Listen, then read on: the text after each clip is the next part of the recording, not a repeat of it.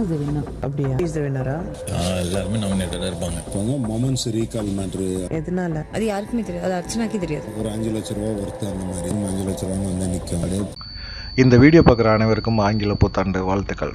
இந்த வாரம் யார் எலிமினேட் ஆவா அப்படிங்கிறதுக்கு முன்னாடி பார்த்தீங்கன்னா பணப்பெட்டி வரப்போது 5 லட்சத்துலேருந்து ஸ்டார்ட் பண்ண போகிறாங்க. இப்படி இந்த 5 லட்சம் பணத்தை வந்து யார் எடுத்துகிட்டு போகிறாங்களோ அப்படிங்கிறது தான் இருக்குது. யார் எடுத்துகிட்டு போவா அப்படின்னு எதிர்பார்க்குறீங்க அப்படின்னு பார்த்தீங்கன்னா 2 பேர் வந்து ரொம்ப சண்டையை போட்டுக்கிறாங்க. 5 லட்சங்கிறது எகிரிக்கிட்டே போயிட்டே இருக்கும்.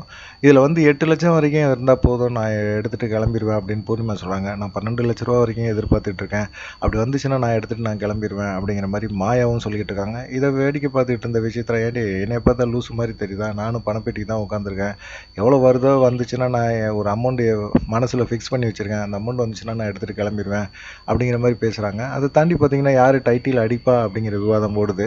அதில் வந்து பார்த்திங்கன்னா மாயா பூர்ணிமா 2 பேருமே அர்ச்சனாவை சொல்கிறாங்க. அர்ச்சனா வந்து ரொம்ப கான்ஃபிடெண்ட்டாக இருக்கா, கண்டிப்பாக அவள் டைட்டில் அடிச்சிருவா அப்படிங்கிற மாதிரி சொல்லும்போது, சீச்சி அவெல்லாம் அடிக்கிறதுக்கு வாய்ப்பே கிடையாது, விஷ்ணு அடிப்பான் அப்படிங்கிற மாதிரி விசித்ரா சொல்கிறாங்க. காரணம் வந்து பார்த்திங்கன்னா அவன் வந்து இப்போ வந்து